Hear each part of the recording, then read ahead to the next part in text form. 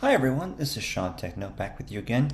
I actually have an awesome, very, very awesome surprise, and I hope you guys enjoy this video, and thanks for watching ahead of time. Alright, I'm back, guys. For you, it just was a couple seconds, but I thought I'd bring someone pretty special on the this week's video, and he is the inventor of Bop It, Dan Klitsner. It's great to have you on for this interview. I'm really excited about it. Well, I'm pretty excited too, Sean. Would you like me on? Is this a podcast with video? Would you like me to be Oh, sure, yeah, live? yeah. If you I'm can on, turn your video on, that'd be cool. I can. Like I said, I'm on my exercise bike, so Oh, that's fine. that should be fun for people to see me exercising. Okay, sure. Whatever you Let's want see to how do, this man. looks. Here I am. I'm in my Okay. garage on my bike. I've got, like I said, I'm here with my. As long as you can hear me okay with the headset. Yeah. Yep. Let's see. Um, Here, I'm just going to adjust this. I think I'll go vertical. That might help it. Excuse me. Looks pretty good. I think I'm there. I'm not sure what's in the background, but it looks like a ladder, a couple of bags. Not the greatest image ever, but here. Yeah, yeah, no big deal. All But right. actually, I was wondering. So besides creating Bop It, can you please tell us about yourself first of all, and maybe about other toys slash games that you've designed or created that other individuals may know about? Sure. I've been creating for a very long time. Um, I started as an industrial designer in school at Art Center, and I love the idea of building things that are three dimensional. So when I do games, I have done some board games, but usually they're always about something three dimensional. And I also like making people active, making the person move who's playing a game. I think the purpose of a game is sort of to animate the player in one way or the other. And coupled with that, is my love of three dimensional form is also kind of like the idea of sound and music. Uh, so when you look at a lot of the games I've done, they often combine 3D form, uh, music, and physical activity. And Bop It is, of course, a great example of that. But if you look back through, I've done well over 100 different games and toys. Starting back when I did most of the design work for Discovery Toys back in the 80s, and that was a lot of their rattles. And like there was a thing called Marble Works Grand Prix, Gearopolis. Uh, if you look these up, or maybe some people had them as kids, a lot of rattles like spin, rattle, and roll, it was called. Things that were very tactile and dimensional for babies and for kids. And I think that a lot of what I've done is just stems from that. That was my first design job. I also worked on a lot of things at the time as a freelancer for designing liquor bottles and other types of bottles. I designed the Clorox bottle that goes under the toilet. I designed the Woodford Reserve bourbon bottle, Hornitos tequila bottle. So things people are familiar with that I've touched often have nothing to do with Bop It, but like I said, I love all design and any of these opportunities. In the toy world, um, there's games. My first game that I licensed to Hasbro was called Go Go Worms. It was a game where you extruded Play-Doh uh, in a like a race, a slow motion race with two worms. Pretty funny. And then the other games I did a lot for Tiger Electronics before they were acquired by Hasbro. Like I did the first uh, electronic version of Uno in a handheld game, as well as a thing called Uno Blitzo. It was sort of like a Bop It meets Uno before Bop It was invented. So there, if you look back in history, there's been a lot of things sort of similar, but not, probably as well known, of course. And of the better known ones, the ones that people know are Hyperdash, which was with Wild Planet, and that's a game very much combining physical activity and music and form. It's kind of looks like an almost like a plunger that you run around. You have five targets of different colors. It yells out green, red, or blue, and you have to wherever you've placed those targets. They're like little domes. They started out kind of like sports cones, so you can make the playing field as small or big as you like, and makes you really run to try to get to those targets in time. So it's almost like a Bop It that's as big as your yard. Um, that was quite successful. It actually was one of the best-selling games on Amazon for many years. And the others that have been like Perplexus is this three-dimensional line of mazes that I've done with a partner, Michael McGinnis. That's probably uh, it's been out almost 20 years, probably as well known to many people as Bop It. And the what I'm most proud of is this thing called the Sand Claw. It was a three-dimensional thing that fit over your hand to help you dig in the sand more like a dog would dig, kind of sitting on your knees, pulling the material towards you. And that was something that was one of the first, if not the first product I licensed. And it was knocked off pretty quickly. And 30 years later, it's still out there. So even though it was knocked off, I'm kind of proud that an invention I did was so well liked that it was copied many, many times, and I see it all over the world still 30 years later. So that's a great sign of success for me. And again, a very simple product, nothing electronic about it. So those are some highlights, I guess I could name. But there's a lot of them, so I will stop now. There's quite a few new games out this year, 6 new games out. So I guess I like people to know, although I did Bop It 25 years ago and continued to work on it for the last few decades, I'm pretty active, and every year I try to produce more. And I said this year there's 6 great new games out. Well, awesome. You know, the Sandclaw would be a great toy for my niece and nephew. More likely my, well, you know what? They're both very active. How old are I'm sure they? they, so be 4 and 6. Oh yeah, perfect. Yeah. Yep. Well, it's the way kids, you in design, you look at the way people are doing often. What are they doing, and how can you enhance it? So when you look at kids at the beach, they're on their knees digging. The reason you don't continue digging that way is it hurts your fingernails and things like that. So I just designed something to kind of go over your hand, and um, I was surprised how fast it took off. And like I said, how many people copied it. So hopefully they can find one somewhere, probably a knockoff, but that's okay. Yeah. You know, as long as it works. Now, Mm-hmm. before I go on to the next question, I actually, so I'm very interested. Excuse me, I'm very interested in Tiger Electronics. I mean, after all, they came out with the Furby, and who doesn't want a Right. Furby?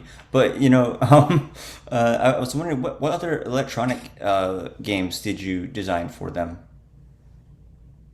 There was a game called Light 3, which is sort of like a tic-tac-toe game where you would click buttons and you only were allowed 3 lights on at once, and the oldest light would go out as you press, like, so when you pressed your fourth light, your first light would go out. So if you imagine playing tic-tac-toe Hmm. where the X's and O's fade after 3 moves, it makes the game quite different. And that was a pretty successful game with them.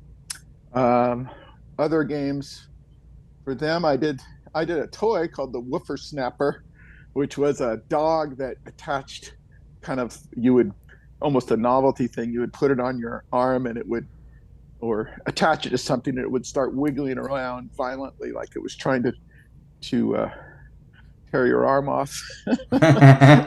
It was pretty silly. If you can find a Woofer Snapper, those are great, fun game toy.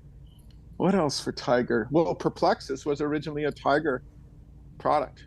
That was before they were acquired by Hasbro. And then they got acquired right after Tiger had licensed it. And it was launched by Hasbro instead originally of Tiger. And that's why, if you look at the original Perplexus, it was called Superplexus and it had electronics in it because it was called Tiger Electronics. And they didn't want to do a product that had no electronics. They loved the Perplexus, but it really the timer and the music was added to make it an electronic game. Later, that was removed because it didn't really need the electronics. Oh, okay. Awesome. Nice. And I know there are some other games in there but I don't think they're that popular. Like I'm trying to look back, but anyway, they passed on Bop It at Tiger. Yeah. Well, that's unfortunate. Yeah. Well, it's fortunate for me because Well, Tiger yeah. often did cheap stuff, and Hasbro did a much better job of it. But there, just on note of Furby and Tiger, I actually had what you might call a concept that was very, very similar to Tamagotchi, and I showed it about 8 years earlier before Tamagotchi. I showed it to a lot of companies, and no one knew what to do with it. This idea of a little LCD pet that you took care of. And I kind of forgot about it because no one thought it was a very good idea. And then when I saw Tamagotchi come out, I was like, oh, I should have kept showing that. And the one company I didn't show it to because I didn't know them at the time was Tiger. And they ended up doing Gigapets, which was similar. So it Oh, just yeah. shows that in inventing, sometimes, your timing is really important. I was 8 years too early. And so I remember sort of going, oh, I missed the boat on that one. What if it was three-dimensional and it was a character instead of a, digital pet? So I started working on something very much like what a Furby was. And same kind of thing, how it's just a little late on that one instead of early. I showed them something that was very much like, hey, it's like a Tamagotchi, but it's a real character. And said, we're already working. We just started working on something similar. And that's what Furby turned out to be. So what's really hard is in the toy invention business is the timing. And so you can tell that if I had been later with Tamagotchi, I might have actually sold that in. And if I'd been a little earlier with Furby, I would have. So it's really hard to kind of work this hard and be just off on your timing. So Hmm. when you see a successful inventor, what you have to realize is they've probably gone through tons of things and they were right. Um, Hold on a second. I've got a phone call here. Oh, no I'm problem. gonna. Uh, so, um, so, are you back? Yep. Yeah. So that's the important thing is, continuing to show things to people and to trying to make sure you time it right because it's just no way to do that or to be 100% sure. So one of the secrets of toy invention is making sure you know a lot of companies and you show a lot of your ideas often. But on the other hand, you can't just keep showing the same thing over and over. The companies get tired of it. So, you just have to accept that timing is part of the game. Right. Yeah, right, right. Yeah, and it's just you're you're right. It's like it's a good thing that you did show Bop It to Hasbro because they do, produce a lot of good stuff, and obviously Bop It is an awesome game. Right. You're right. That's what I say. You just have to be grateful that you did have a few successes. But like I said, most inventors will tell you the hardest thing are all of the things they had the right idea, just is slightly off on timing. So you just have to keep trying. Right, right. Yeah, that's all you can do is just keep trying, but and hope that you get or hope that you land it in the right spot. But Exactly. yeah, so I was wondering if you could tell us the story behind creating Bop It and uh, what was What was the unit we now know as Bop It originally supposed to be in Well, in the beginning? I Sorry. think in the beginning, yeah, as you may know from past podcasts and things, I was doing industrial design work for different groups, and one was Memorex, which was a electronics company. They wanted to do have me work on remote controls, so I was designing just slick looking remote controls for adults.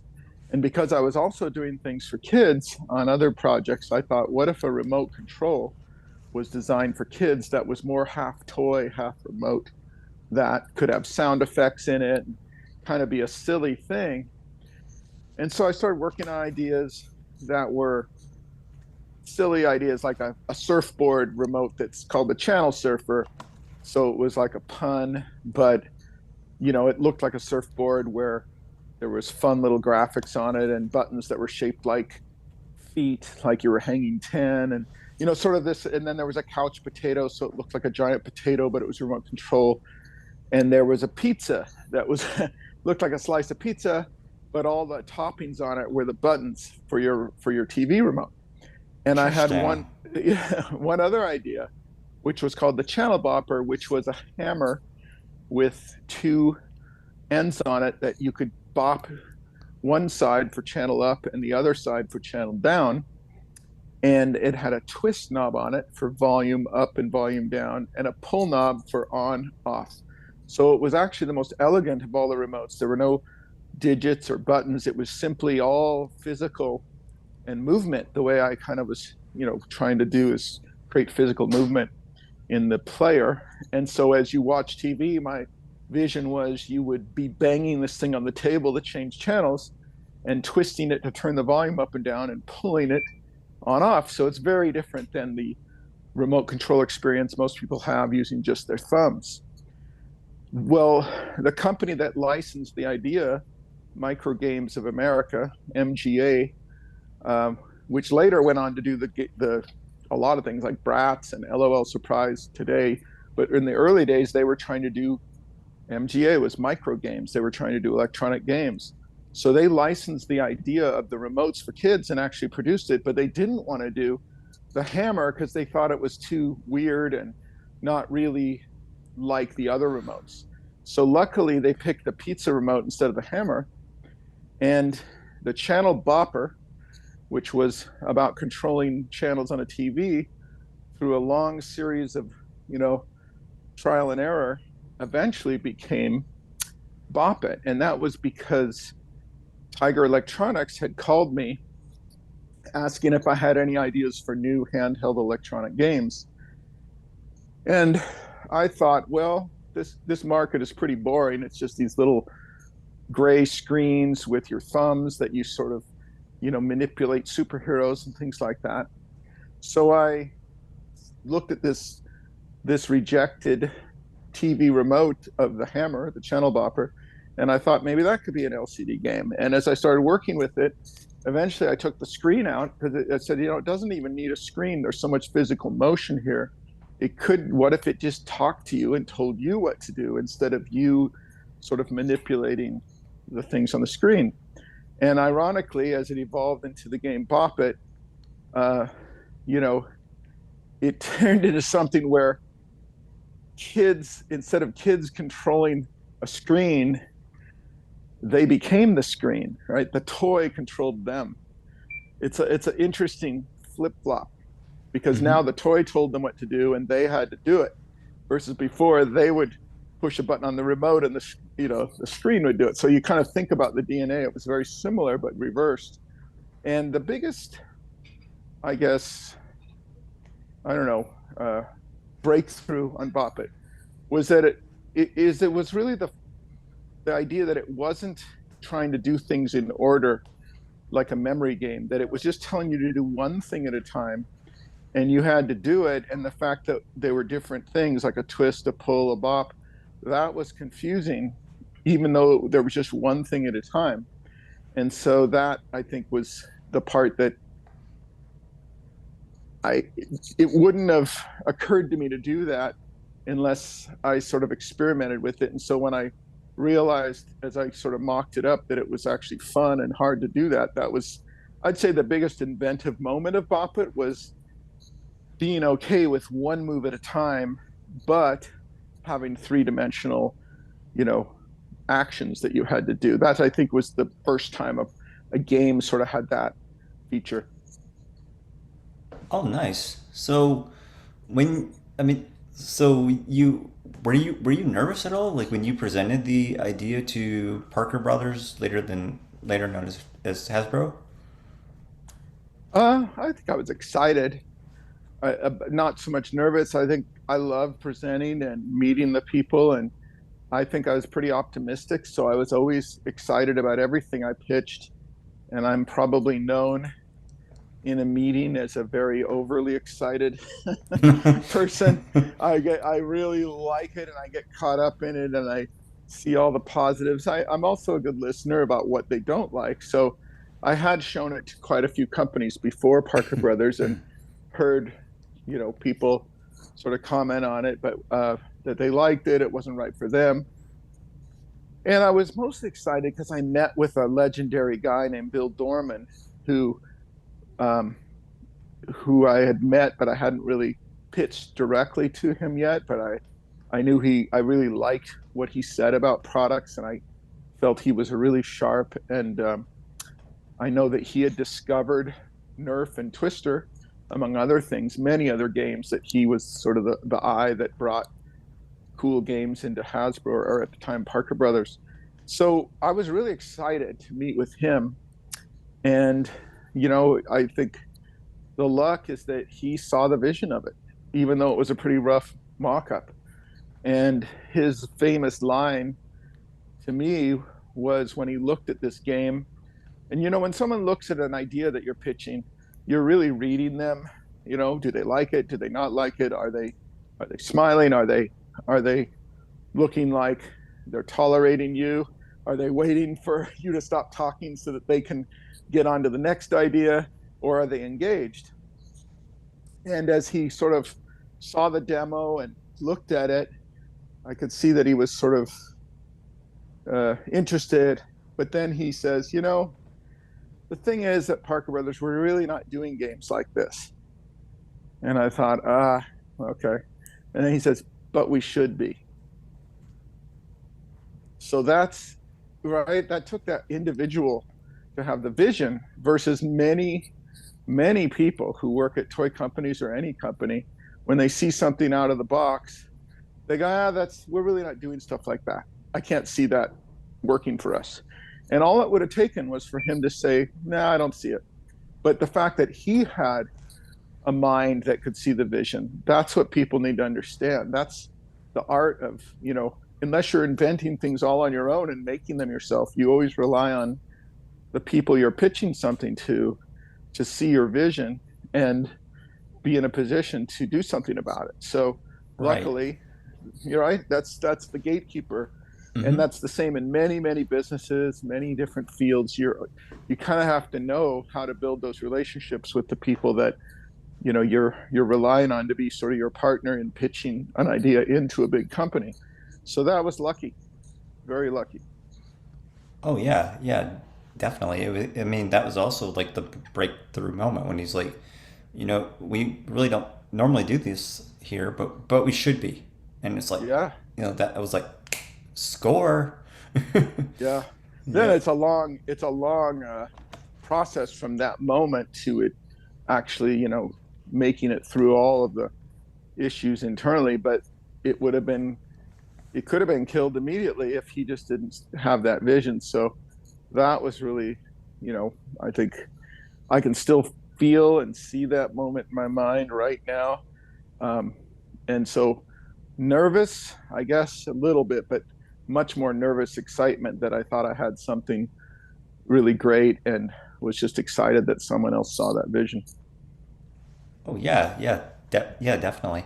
So speaking of someone seeing that vision, when you presented the idea of Bop It to Parker Brothers, uh, give us kind of the sales, like a nutshell, a sales pitch of how you presented it.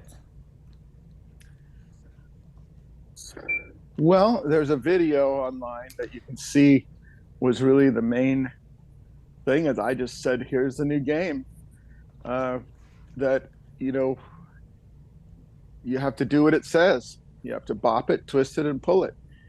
But keep up with the beat. And as it gets faster, it gets harder. That kind of thing. And I think it was the physical side of it.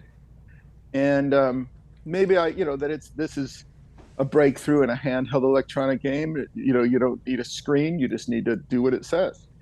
And that the secret, I think, was me emphasizing, for all great games, many great games or many breakthroughs are, the secret is watch the kid, watch the player, not the game.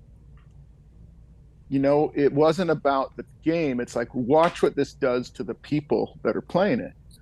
They're twisting and moving and laughing and jumping and passing. And, there's a lot of physical activity. That's what's interactive and engaging. It's not the electronics that are interactive, it's the physical movement. Like I said in the beginning of the interview, animate the player.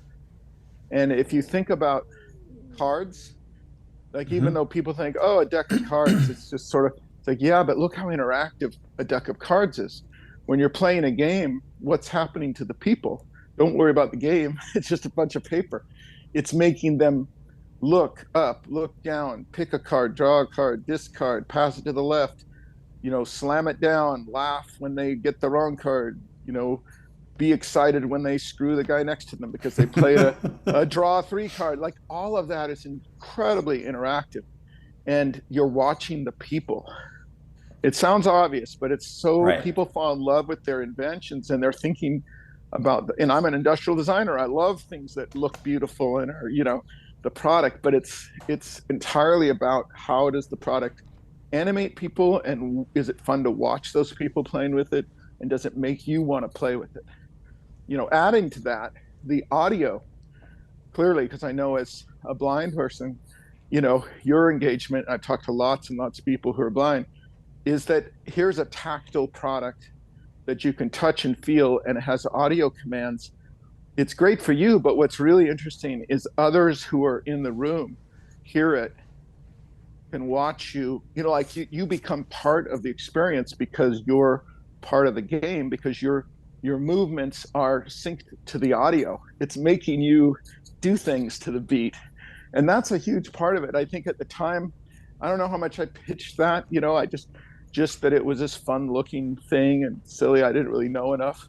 But I'd say that's what makes it very different, is because it really animates the player and makes them part of the show.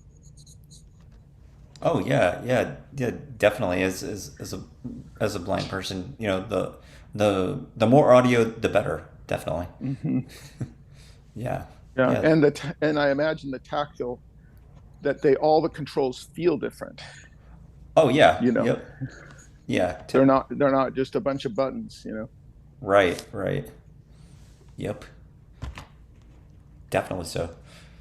So since creating Bop It, what other games have you created? Whew. Well, I mean, Bop It's creation has been ongoing since 25 years ago. There's been several new versions. Bop It Smash, Bop It Tetris, Bop It Beats, Bop It whatever. It's been a way, even though none of those games needed to have the Bop It name. I think, because they were invented by me and my team, Hmm. it was easy for Hasbro to sort of throw them in as a line. But they're all. If you think about, if you ever played Bop It Smash, it's really nothing to do with the Bop It except that it's physical. You have to. There's a light moving back and forth, and you have to smash it and catch it in the center. Bop It Tetris is pretty crazy way that it makes the game of Tetris work in your hands, where you're twisting and pulling and pushing things together. Those are ones I'm very proud of. The Tetris one, it's an incredible interface. Um, but since Bop It, like I said, Hyperdash, Perplexus, uh, the ones I've have out this year, there's a game called Pop It Pro. Ironically, I didn't name it. There was already a Pop It line of these dimples, these silicone dimples that were non-electronic. They were just sort of a fidget toy. Mm-hmm. And I had the idea of what if we made that electronic? So ended up putting LEDs behind this array of 10 bubbles. And as you pop or push down the silicone bubble, when they light up, you have to push the one that's lit and to turn it off. And then when you finish the pattern, the ingenious invention part is you have to reset them by squeezing the back, and it pops them all out again. So it creates a very frenetic, almost whack-a-mole with your fingers kind of feel. And Huh. that was extremely successful last year, so much so that it got knocked off by about 5 companies, which is a little disheartening. But have a couple new ones in that line that are out, including baby products. It's led to a really fun partnership with Buffalo Games. So you'll see a lot more kind of electronic poppy kind of things that me and my partners have developed. So it's exciting. That was definitely a number 1 game for Walmart and Target last year. So I think I'm proud of that. There's a new game called Beat Blast out with Goliath Games, which is like a sort of like Beat Saber was a VR game that's very popular. This almost translates that to like a sword that you hold in your hand with lights that stream down the shaft. And as those lights come closer to your handle, depending on the color, you have to swipe the sword left, right, up, down, or thrust it forward. So if it's a red light, you swipe left. If it's a blue light, you swipe down. And also the sound, you can kind of tell by the sound which direction to go as well, although it's Yeah, I pretty was wondering subtle. about that. It's music. Mm-hmm. So they wanted to do it to actual musical soundtracks. So it's a little tricky, but you can intentionally, we made the patterns the same at each level. So as you level up, even if you don't have sight, you Mm-hmm. can learn them by listening to the beat, because everything is timed to the beat. It's a bit like Guitar Hero, but in a sword. So that's just come out. Really fun. Worked on it a long time. Um, and there's a game with Think Fun, which is like a puzzle company, a logic puzzle company. It's called Free Fall, and it's almost a mix of Perplexus and, like, they had a game called Gravity Maze, Rush Hour. It's that kind of logic puzzle where you build. It tells you a few parts, and you have to figure out how to build it to get the marble to go from one end to the other. That's cool. A new game called Crystal Caper with Hasbro, which is like a card game with a totem in the middle where there's sort of a matching game, and when there's a match, players try to grab the totem first. But this one has a very special mechanism where one player is supposed to grab this jewel on the top, and the other player has to grab and pull it down inside of this hollow cylinder to kind of thwart your efforts to grab the jewel. So it kind of creates these very fast battles between players. Very fun looking product. That one's out. And I know there's a few others. Oh, Taco Smash with Yulu, a game where you're smashing the center sombrero and it flips tacos up in the air. It's another game, kind of like a fast party game. So those are like just this year. The last few years, there's been quite a few Simon. The game Simon, of course, I didn't create, but ended up doing 3 of the most innovative things with it since it was created. One is Simon Swipe, whereby changing Simon, instead of just having the lights go on and off where you tap them, again, following the rule of animate player, it changed it so that you would swipe the colors and do all sorts of crazy patterns to memorize that aren't just tapping. So it really, and it made it a handheld game. So that did quite well. And then followed that up with Simon Air, which was taking Simon and making it vertical and using IR sensors. So you don't have to touch the game. You're just waving your hands in a certain order. Anyway, those are just some of the highlights. I mean, honestly, as I said, it's been hundreds of games I've enjoyed making, and I've lost a bit of track. Oh, no, no worries. So with Simon Swipe and Simon Error, because in regular Simon, obviously there are tones. Um, are there tones with Simon Swipe and Simon Error, or is it just lights? Abs- Absolutely. You could play it completely from audio Oh, once good, you because learn it. that's all I Yeah. can do. Yeah. No, I those some of them were very much trying to create a game that can be played with or without sight. And other games where, it's just too we don't want to not do a game just because it can't be played without sight, but we try really hard to put little audio clues and hints so that you can if you want to. Oh, cool, nice. Yeah, it's all about. I mean, as far as like the audible feedback, it's kind of like the regular Simon. You just have to know where red, green, blue, yellow. I think that's what the colors. Yeah. But you just have to know where they are on the Yes. Simon. And I don't. Yeah, I mean the patterns might change, but the buttons or the orientations aren't going to change. I mean, it's Yeah. kind of like Groove It. Like Groove It, I could do the swipe, Right. scratch, and stuff like that. But Yeah. yeah, Yeah. you That just. game, because that one is very much like Bop It. Once you learn the motions, you don't really need the lights. The lights are sort of verifying what that you did it correctly, but so is the audible. So that for definitely Groove It is one that can be played um, very much the same with or without sight. Right. Yeah. I mean, you probably will need some visual assistance in the beginning, but then it's like, okay, yeah, I've Right. got I've got that memorized. Yeah. Right.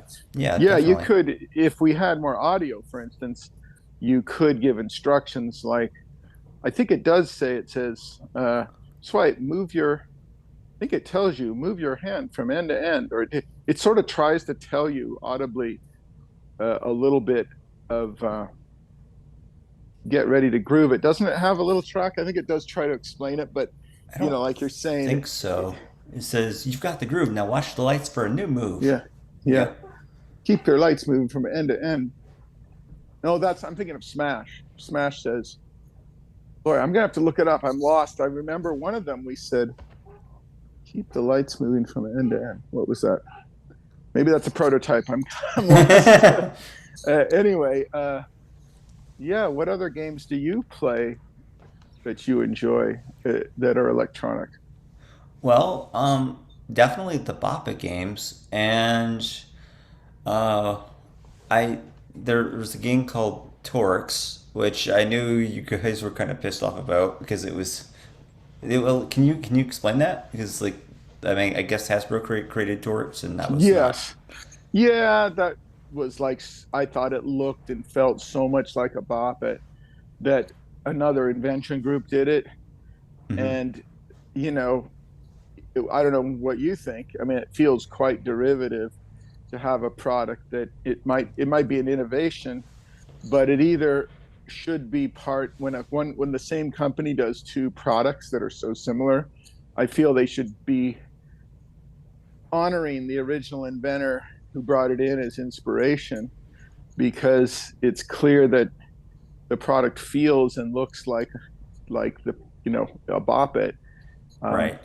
then it just one is for the credit, and the other is just financial. If a company, on the business side, does a Bop It with you, and then someone else brings in a product that's a little bit different, has a new feature, and they pay that person all of the money but don't pay you anything, it's kind of unfair, right? Because it ends up Right. meaning that maybe if that product had taken off, what if they had said, no, we don't sell Bop Its anymore, we just sell Torques.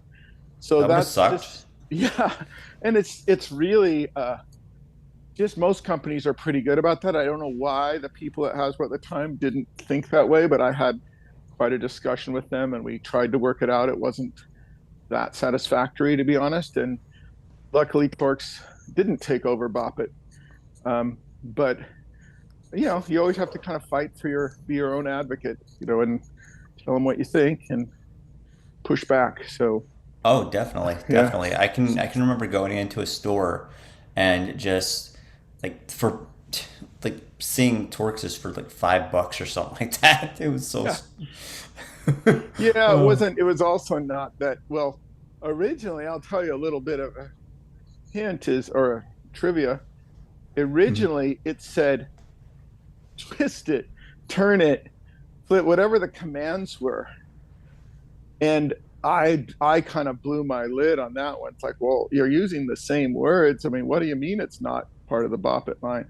And so I actually said, well, if you're not going to include me, you either do or you change the names to twist me. I think it has me instead of Mhm. it. That's entirely because I said if you produce it with it, you're going to hear from my lawyers. So that was, you know, why it says me instead of it. Oh, gotcha. Okay. Yes.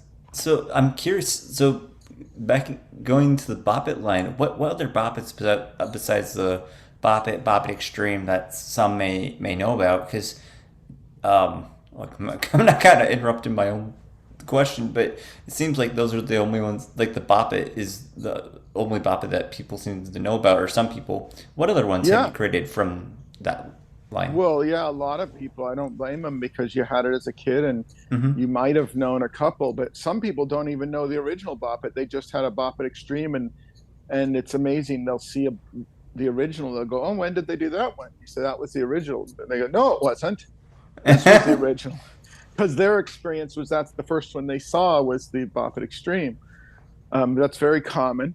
And so there was a lot of variations like that were Bop It, but many sort of variations like with different voices, like Bop It Brats, or there were ones like Bop It Blast, which combined lights and some other play. So those are all just sort of versions of Bop It, including much later there was Bop It Shout, which added the shouting as a command, shout it as well, and then later there was the Bop It Action, in 2018, I think, which was one with an accelerometer. So it added, That one's things like, cool. yeah, cradle Well, it, all of them are selfie it, cool, but yep. whip it. Like, so it was kind of Mm-hmm. obvious things that added many more physical motions because accelerometers became cheap enough to do that. A lot of people always think, oh, I got this great idea. And I always love, and they go, I'll share it with you, but you got to cut me in and all these kind of, I go, come on. You think I Yeah. haven't thought of 1,000 ideas in the last 25 years that couldn't be done because of cost? That's pretty much, it's so funny. They go, oh, it's not that expensive. I'm sure of it. And I go, how can you be sure of it? Because what people think, like 2 cents more can kill a product sometimes in manufacturing. So when people have no idea that for an accelerometer to be cheap enough in a game for it to eventually sell for $20, it has to add very little cost. So it wasn't that that idea hadn't existed for a long time. It's that finally the cost came down enough to do it.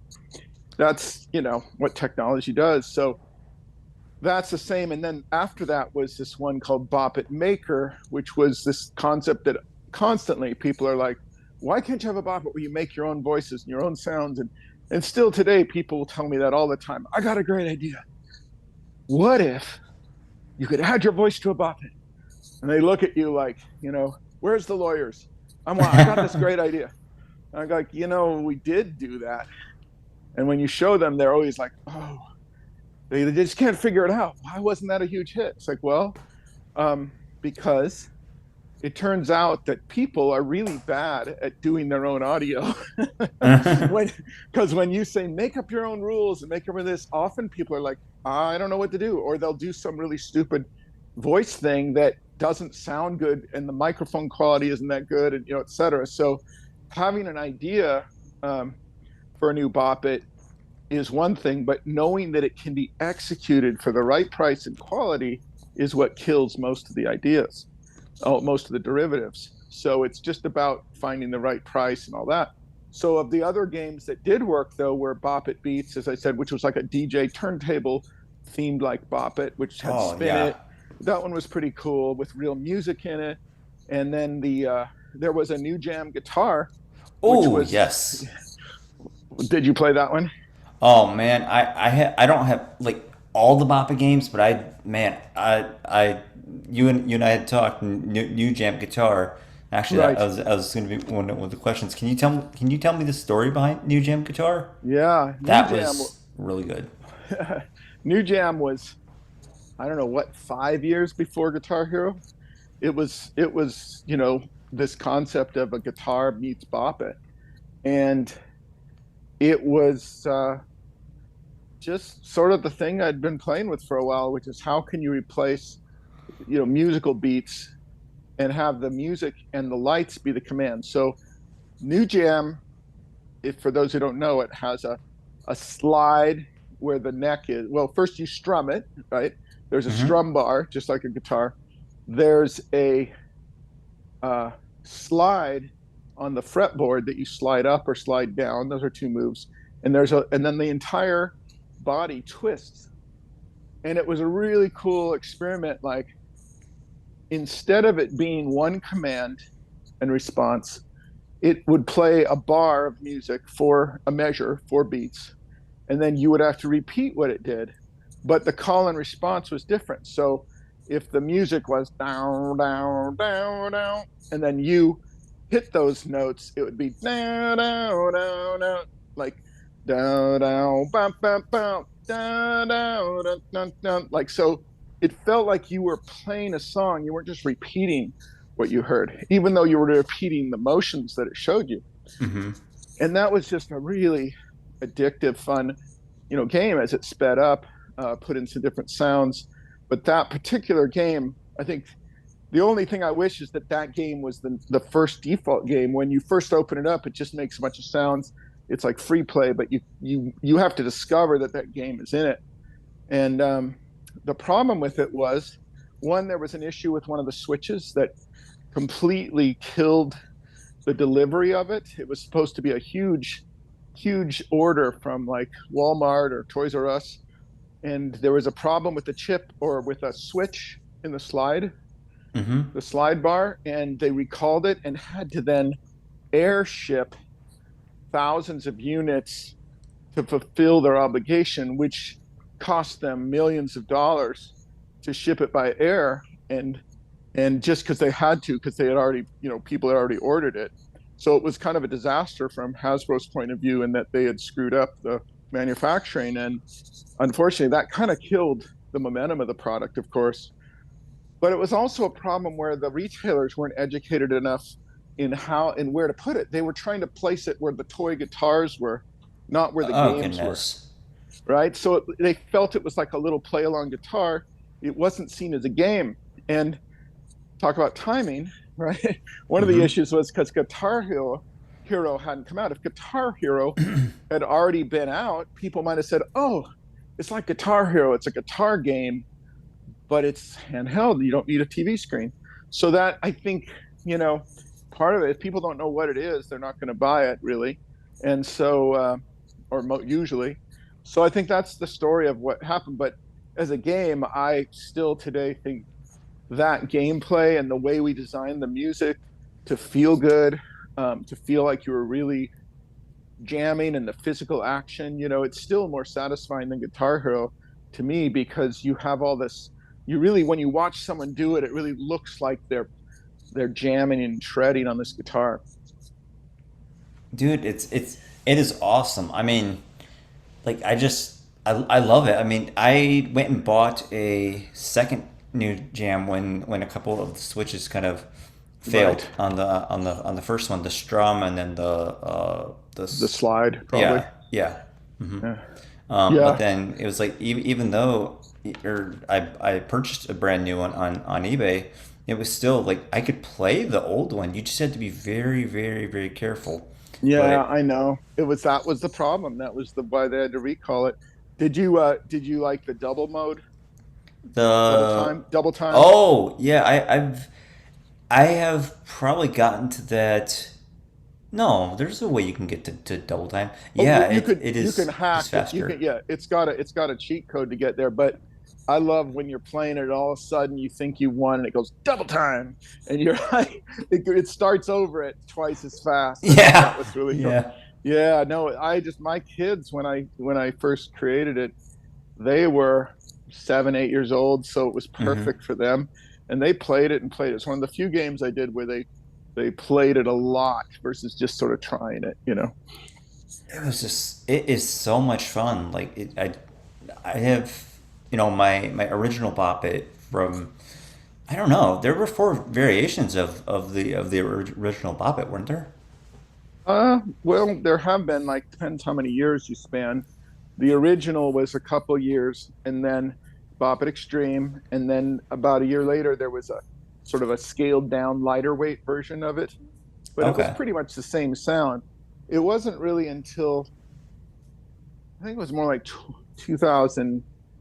Well, then Two. the new Bop It Extreme, the biggest breakthrough was Bop It Extreme 2, which had much cooler grips and much Oh slicker yeah. design and more tactile. And the sound was so much more refined, and it had all these different uh, words in it. And like that really, to me, was the production level was so high. And it had a headphone jack. Oh yeah. Um, Yeah. I was just thinking that. so that was a big breakthrough. And you got to credit Hasbro, much as you can criticize companies, it's hard to execute something that well, and they did an amazing job.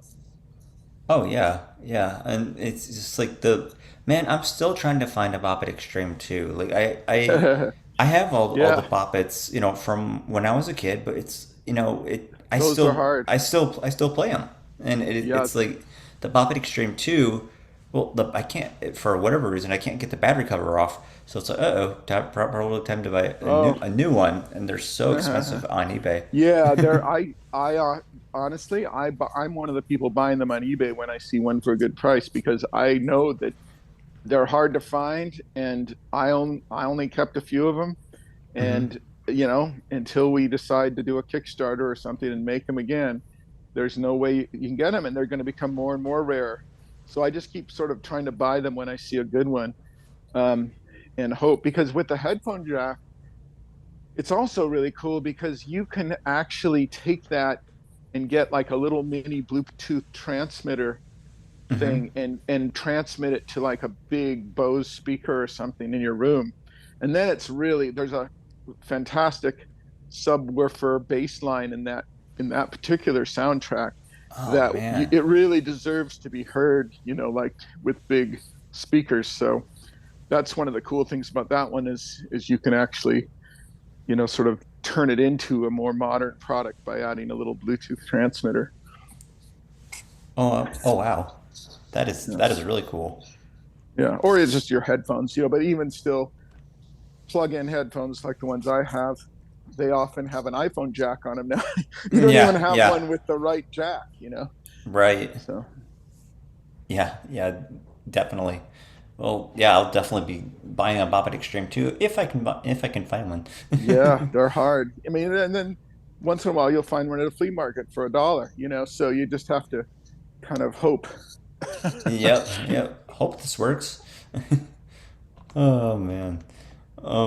Yeah. So the actually I have a regarding the all the Bop Its. So have you designed all the Bop Its? Well, I've been involved in the design of all of them, but there's been some incredibly talented designers internal at Hasbro that are really the industrial designers that are sort of the irresponsible for the actual final design. Um, Dan Sanfilippo was one. Bob Welch was the original industrial designer. Um, there's been the head who oversaw that. His name was Daryl Marino. He was sort of the lead design director. Um, the sound design. There was a lot of people involved in making those products great. I was really just the vision and the concept, and really more when there was a new version, maybe I would be the one to sort of push for this feature or that feature. Or like in Bop It Extreme 2, I had discovered that you could play a head-to-head game with Bop It, where you Mm-hmm. could, if you that's one of my favorite things in that game, is where you have two people they can face off. And so that was a big feature there. It didn't get publicized that much, but if you have one and you play it against another person, it's really fun.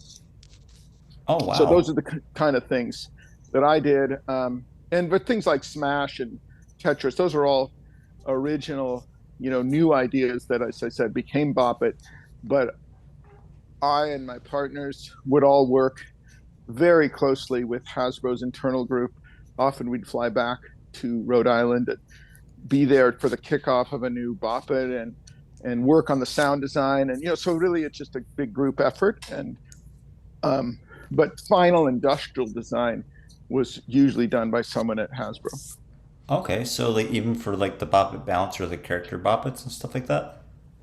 Well, the character Bop Its were an idea I had for many, many years, was showing how you could turn Bop It into characters.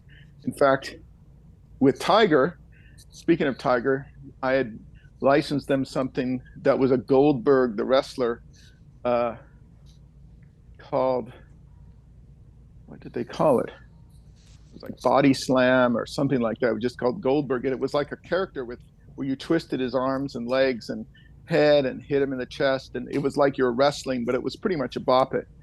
And it wasn't called Bop It because it was Tiger. Mm-hmm. But kept showing that, saying this is how to extend Bop It, this is how to do it. And finally, we had a designer in our um, in-house who was a really good model maker named Rob, and he he went and we said let's build one. So we kind of put this thing together and built an R2D2 because it looked very much like a Bop It with a domed head and all that, and finally built it. And they still didn't want to do it until there was a meeting with Lucasfilm where Lucas was doing a new deal with Hasbro for all the action figures and stuff, and they probably said, "What about games? Can we get the rights to games for Star Wars?" And it took that for someone at Hasbro to go, "Wait a minute! I remember that Dan showed us this R2D2 Bop It," and then the people at Lucas who saw it were like, "We love Bop It. That would be amazing!" And so they did it. Of course, they charge a gigantic royalty to Hasbro to do an R2D2 Bop It, so of course they're excited about it. Uh, and then Oh yeah. and then and then that opened the floodgates to, like at the time, I think I've shown the board on my social media. I showed we did Minions and Iron Man and Hulk, and like basically just showed this could go on forever with different characters, if and especially if you could use their voice in the Bop It.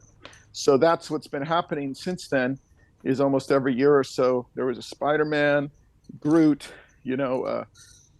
something from the movie Frozen. Uh, I think I love the most the Wookiee. There's a Wookiee, and so really it's just been, that's one thing that many people have no idea, uh, who knew Bop It back, in the '90s. They have no idea that those things exist.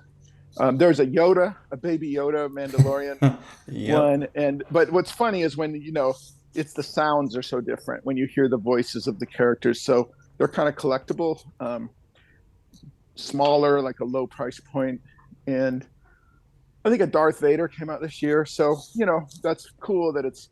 I got the idea from looking at Monopoly when they would do versions of Monopoly for many different cities and licenses. So I kind of thought, if it becomes a core brand, you can only extend it so far, and licenses are one way to do that.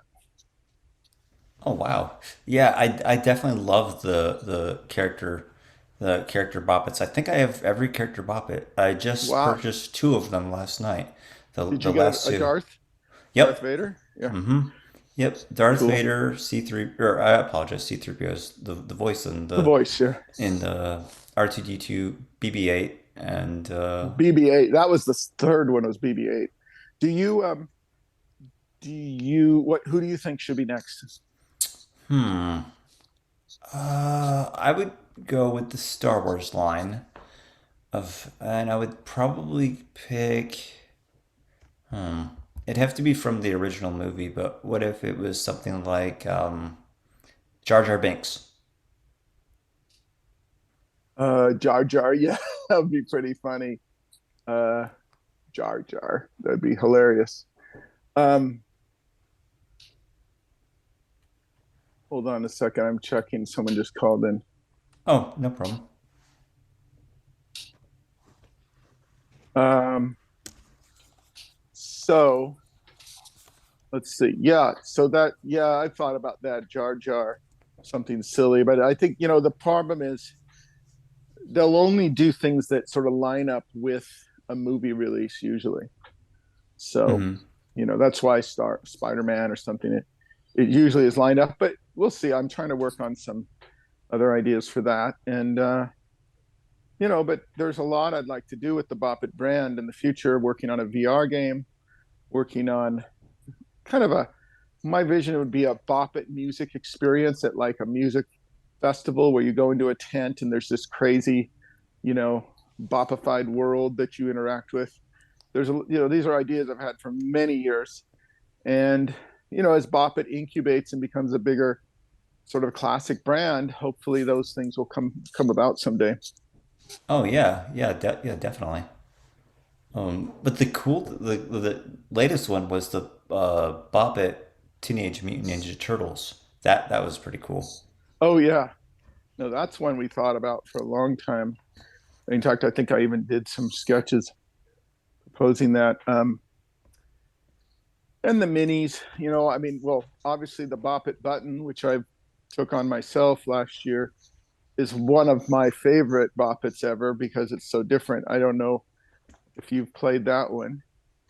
The Oh yeah, yeah. yeah, That's actually the next question. yeah, Yep. Yeah. So like you said, the Bop It button, which is definitely one that I certainly feel like we need to discuss. Um, it and so I was curious, what inspired you to create it, and what inspired you to donate it, uh, some of the buttons in the beginning to the lighthouse to blind individuals. Excuse me. yeah. Lighthouse for the Blind. Well, originally I was going to do a book, and I'm still working on a book called "Take This Book and Bop It," the story of you know how Bop It came to be, and tales of how to think like a toy inventor. That's sort of the idea of the book. And as I was working on the book, I thought, if I'm going to do a book about Bop It, I really want there to be a working Bop It button on the front, just a button that you could press and it would say Bop It. So it'd just be like, what? How can I do a book about Bop It without that? Hmm. And so I was obsessed with that. So as I looked into getting the button made, that's all it was going to be. And then I said, what if instead of it just saying Bop It, you were just going to hit it? It's like a thing you'd put on your desk where you'd tap it and it would say Bop It in one of the silly phrases, just sort of like a nostalgic thing. And then as I thought, well, in the beginning, one of the one of the features of the first idea for Bop It was actually that it would say Bop It and don't Bop It, twist it, don't twist it. That was in the original patent document. And it never got used because it didn't really need it. It was already hard enough. It didn't really add to the play.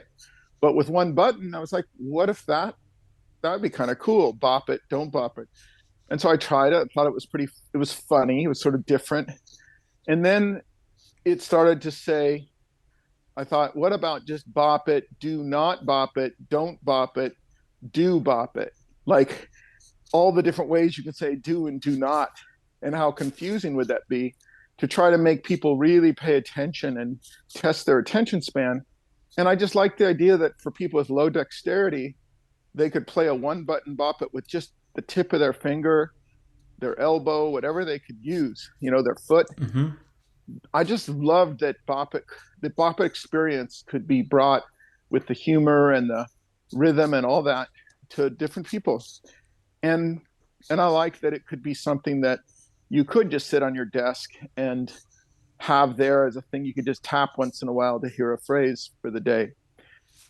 And so all of that I put in. I went on my TikTok and Instagram and asked people what they thought and got suggestions and, looked at things like it could have been double bop or things like if it said bop bop, like bop it twice. It could have been hold it. Like I put a lot of stuff out there. Then I put it out there for people to audition their voices, and I put in 6 guest cameo voices in it just as a thank you to the fans who'd supported me all these years. So it was like I put on the box, I wanted to thank all the designers and people and family members who helped me. So the box is like a tribute to the fans and the employees of of Hasbro, and the Bop It itself is a tribute to fans and voices, just like a celebration. And so for that reason, I started to get this idea: what if the more you bop, the more of the past you unlocked? So if you notice, every 100, you know, or less bops you do, it sort of says a new phrase or unlocks something, and eventually you unlock all these phrases. And I then put a personal message at if you played it for about an hour, you'll get a message from me congratulating you. And that doesn't mean you're done. It says you can keep going and try to get, like, it'll go to 1 million. So it was also the idea that, well, for all those who said, why does Bop It stop at 100 or 250? Because in the past, the Bop It's had a cap. So this one literally has no cap. No one will ever beat it to 1 million. But you can at 2,500, it says you beat the Bop It button. So I Mhm. am allowing you, but that takes an hour of commitment. And I know several people who've done it, but not that many. Most people give up. Um, so how high have you gotten? I have gotten to over 1,000. Oh, I think 1,800, Ooh, something like that. And yeah. that was during some cranes moving outside, and I was just playing while the cranes were going. Uh Bas- huh.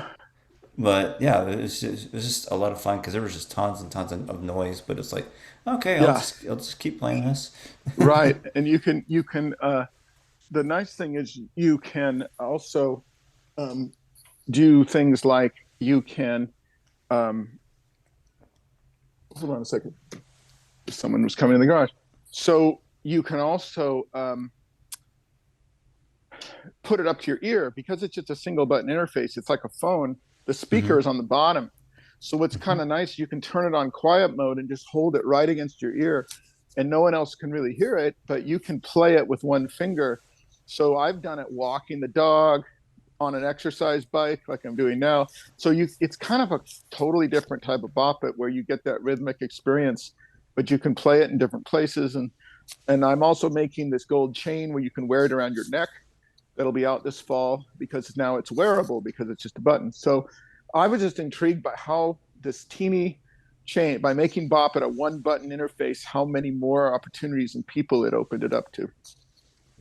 Oh And yeah. and and then as a result, because uh, people that are blind have gotten amazing letters from people about how much they've enjoyed it and how it allows them to play with people that can see equally well.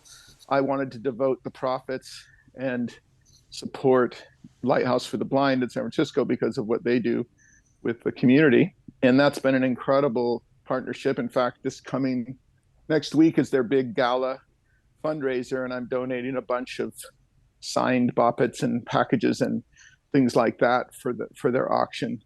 Um, so it's been a great experience, and I think it's an incredible community and very very fun to be involved. Oh, yeah, yeah, definitely. And I know as a blind person myself, it's man, Bop It was like I didn't have very many games where I really could interact with sighted individuals like as they were playing the game. And I remember one time I was at church, and this kid had brought a Bop It, and it was like, oh wow, I can play that. And so that was pretty cool. I didn't actually play it there, but it was just pretty cool just to see. Nice. Yep. Yeah, Did that you? was. And so you did eventually play with friends that were sighted Yep. together. Yeah. Yep. That was. Yeah. No, I felt that was the secret to me, is that when people play together, you can't tell often who's blind and who isn't because they're laughing and playing and passing it back and forth. And it's kind of, to me, that was the coolest part. Oh yeah, yeah, yeah, definitely. Yeah. Hey, my phone says it's going to die soon. Oh, no I could problem. either go plug it in somewhere, but I'm just checking the time. How are we doing? Oh, good. Actually, I just wanted to thank you first of all for inventing the awesome game of Bop It. And I was actually wondering if you had any questions for me. Well, yeah, like I've been trying to ask Little, just what other games do you feel equal the playing field between people with who are differently abled, who people that have all these different abilities. And I believe games are so wonderful the way they connect people of different ages together, families, friends. I'm always curious to know, what do you think are some of the best games that you've played that you can play with others? Um, Definitely Bop It because it's audio based. I mean, obviously not like Tetris and Mm-hmm. Smash weren't. I wasn't able to play those, but Mm-hmm. other than that, it's like the just any game that's audible or has any like Simon how it has like the Mm-hmm. tones or even like the new jam guitar that's always Mm-hmm. fun. I guess the answer really would be anything that's audible, or maybe the buttons might be more tactile. Like Mm-hmm. they even might be each button might feel different, so Mm-hmm. that way you can kind of orient yourself that way. And Yeah. maybe if there was like a Simon Error 2 or something like that, I'm not check, Mm-hmm. maybe have it, say something like, okay, swipe down to here or swipe down to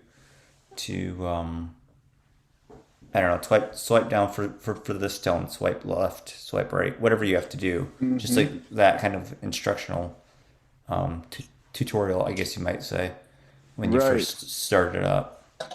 That might be really helpful. Cool. I'm moving to another room where I can plug in just so I don't lose you Oh, no problem. for those watching. Um, well, yeah, I was just saying, are there card games that use Braille that you've played that actually work? Oh yeah, yeah, definitely. Uno, um, Mm-hmm. and blackjack. There are definitely card games. Which it'd be cool if there was an audio version of blackjack that came out, like a electronic version that told you what cards you had. You could either play against the dealer, the computer's dealer. I think that would be a lot of fun. If the dealer, told you, all right, I have 10 of clubs and then 10 of, you know, of spades for a total of 20. And then you could decide whether you wanted to push or just stand. But that would be really cool. That's interesting. Yeah, just to keep his blackjack in those games, I love. But yeah, it's the secrecy of knowing what you have, but someone else. I guess if you just had a headphone jack or a Bluetooth that told you what was in your hand, so that you could play it, then you wouldn't need to see it. Right, right.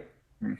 Or you could just That's have them cool. like Bluetooth against each other. But I know Bluetooth can be Hmm. a little bit feisty sometimes. But that'd be an interesting way to play. Like have it audible, but then also have it kind of Bluetooth to another unit or something like that. I don't know.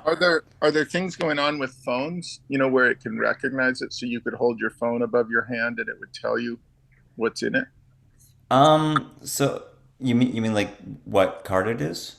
Vision recognition, yeah. So if I hold my phone up to my hand, Mm-hmm. just kind of put my hand in front, and I have headphones in, so it could say, five of diamonds, jack of clubs. Like, there one with all the vision recognition stuff. I wonder if that's Yeah, on. there are different vision recognition apps like seeing AI for from Microsoft, Yeah. um, and then let's see, Envision AI. Um, Mhm. Apple even has some machine learning so that you could like it'll tell you a person with a card in their hand, but nothing like that. But there is an app called Audio Game Hub 2. That one Mhm. has different like blackjack and different casino games is what I'm looking for. But yeah, that'd be very very interesting to have like an app based game and then just probably something like that specifically recognized for cards, or that specifically recognizes cards. That'd be interesting. Yeah. But But no, also there are braille cards as well. sure. No, I know there's Braille. The Yeah. Braille cards are which work for certain games. Ironically, here's Bop It, which is great for people that don't have vision, Hmm. but it's not. The problem is that it's not that great to translate it to a game like a card game is hard to do because for people without vision because you have to feel the card quickly or see it quickly. Like it's when I've tried to do translations of it, I've always found that it's sort of unfortunately not possible to make it very, you know, sight or blind friendly. So yeah, working on that. That's what I'm curious. But just in general, I guess I was like, are there if you're hanging out with friends and trying to play a game besides Bop It, what are the games that you might I mean, games like 20 questions or this, like things that are just all audible. There's a lot of fun clue games and things like that that seem like they'd be the type of games. Because when I'm working with Lighthouse for the Blind, I'm always trying to find, what experiences can we do together? Can I help design? Right, right. I mean, so like when I'm with friends, I like I just said, like card games, but also there's like a tactile. Oh, if you can make like a Connect Four that's tactile out of the box instead of having to glue different dots on there, Oh, that'd be yeah. cool. Well, to But me, that's the kind of thing it'd be so easy for them to just put that in the mold, so that'd be when they make, nice. yeah, it's a good thing to advocate for. Oh yeah, yeah, definitely. I've been moving around a lot to finally I found an outlet that works. Oh no, no problem. Um, but yeah, any other thoughts or questions? Um, well, I mean, I was thinking like the maybe have you thought about maybe like a bop it button for the deaf blind I that can have. maybe vibrate Um, or something like that? I did, in fact, when I was at Lighthouse and they were trying the button and there was someone who was deafblind, it really got me thinking, like a vibe reduced to something with a vibration where I guess to me, I like the idea that if you're going to design a game like that, kind of like Bop It, can you do it so that it equals the playing field? So I kind of intrigued by making a game that's all vibration based so that everyone has to play it that way so that there's no That'd be advantage to, interesting. right, so that it Mm-hmm. would aim with vibration commands um, to make it very tactile that way, and that would sort of be a there's another game I did at one time called Heads Up, which was like a character that was sort of Bop It looking, where it had these different. I think it's on the wall behind me. It's got where instead of the commanding, like the different parts of his eyes and his ears would sort of pop out, and you had to push them back, very much like whack a mole. Where the object moves, but then you have to see it move or feel it move. But if it was something that your hands could be touching the entire time, like a smaller thing that fit in your hand, then you could feel when something moved and you would have to react to it. So I've been just trying to think of what are it'd be cool to do it just, and again, not just for that community, because I think for a game to really be mass produced, it has to apply to everyone. But Right. by making a new experience for people would be, can you know, be sensitive enough with your hands to play this game, which would be a cool challenge. So I've thought about things like that. So that's a great reminder. Yeah, that'd be really cool.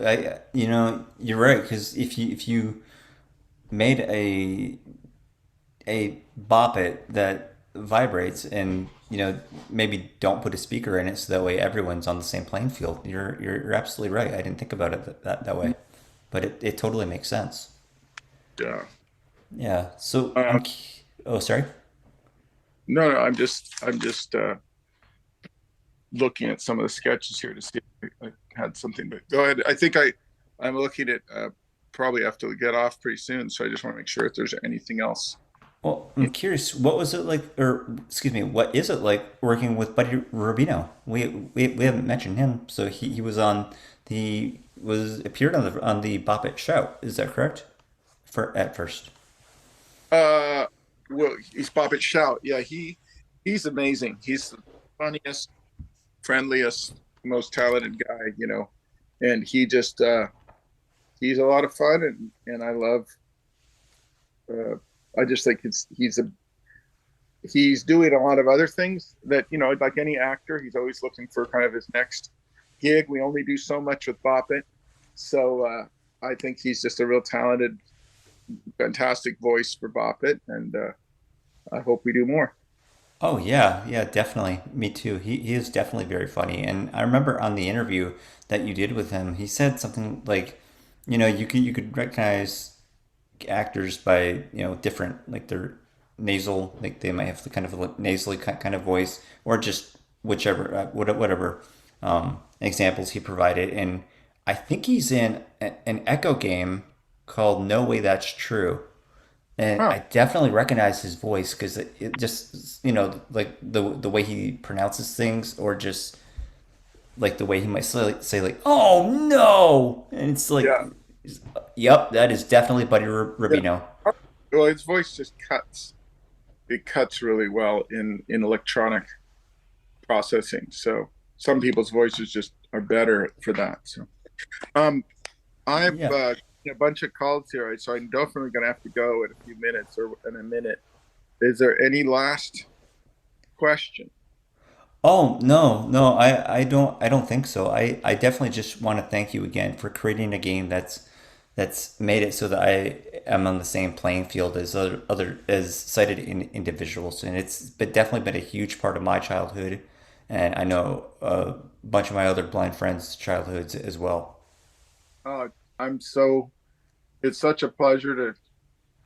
I mean, I thank you for asking me all these questions and for being interested. It makes me feel like it's all totally worth it to hear that. And as I said, I've kind of known about it all along, but this last year working with Lighthouse for the Blind, I've realized, just what it means to have an equal that we all love games, and it's how we talk about these great memories of playing with friends. And it just really got me to hear stories of people that, Bop It was a part of their childhood because it enabled them to play with people that they might not have ever met and that became friends. Friends are the most important, thing.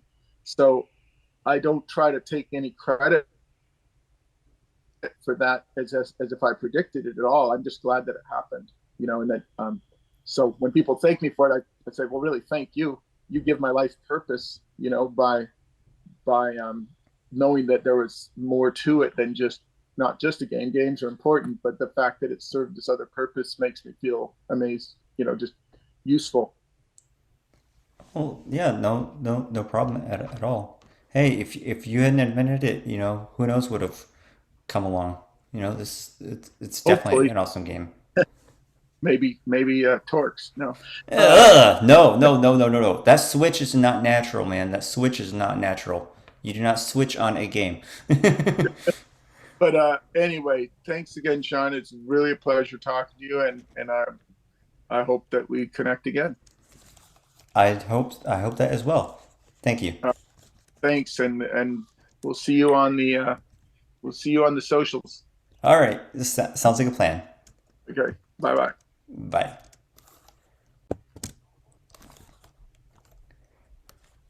And that concludes this video, folks. I hope you guys really enjoyed it.